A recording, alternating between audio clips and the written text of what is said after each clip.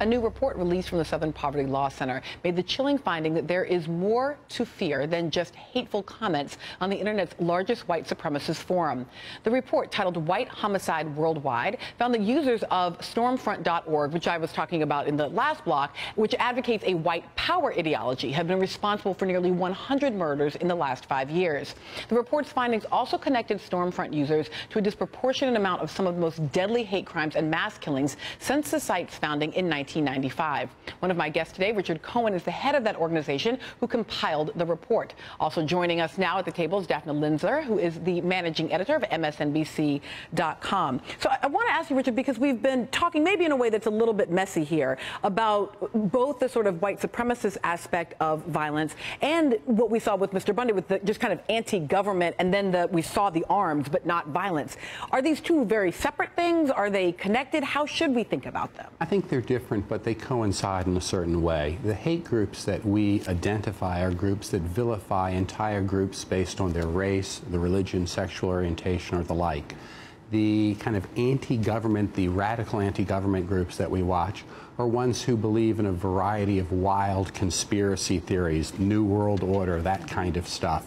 There is some overlap because many of those ideas, the New World Order ideas and whatnot, came out of a racist background, the posse comitatus, the notion that, you know, the federal government is illegitimate. A lot of anti-Semitism coursed through that, particularly in the farm crisis in the late 70s and early 80s. Some of the current people who are involved, you know, in some ways are far from that.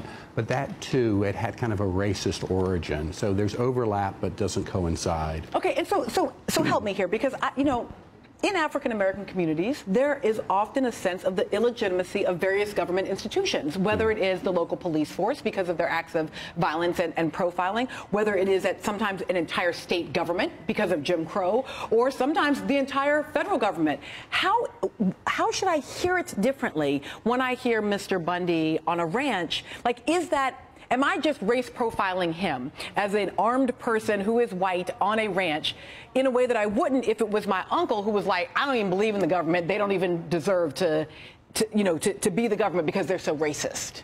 I don't know. I mean, okay. I think that people of color, or most Americans, see the federal government as the guarantor of their civil rights, and we take the government to task when it fails in that responsibility.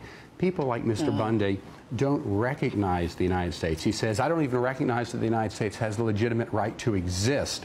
And that's a common idea with people who adhere to common law ideology, sovereign citizen ideology. So I wouldn't think of them as the same. That's actually really helpful, that the idea is that the federal government has a responsibility to it and is failing at it, versus thinking that they have no right to it in the first place. Right, and I think that the central point that I take away from that, and the difference is, you know, is the idea that they don't accept the sense of the government as the guarantor of civil rights, that there are civil rights, that there are laws on the books to protect minority rights in this country, and I think that is the central, most important thing that people should hear and take away in the difference. Yeah, we know from political science research and social science research that the increase in demographic change, the idea that we are in a country that will become majority minority in the next decade and a half, can create a kind of authoritarian, or can trigger the kind of authoritarian responses that we sometimes see among folks who also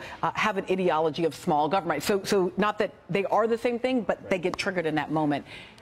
Well, we are moving to a majority minority government. How do we figure out a way to live together? I mean, this is too big a question, but like, how do we figure out a way to allow people to have their anxieties without living in fear?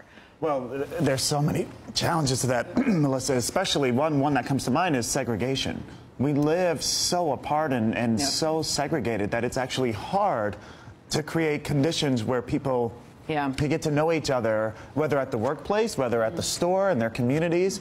So when we're so segregated, not only by race, but also by class, then it creates bubbles where we're insulated from other people and getting to know other people. So it actually heightens your own ideology. It strengthens your own ideology. And we presume those people over there who watch that network or think those things must be necessarily my enemies and my opponents rather than my fellow citizens.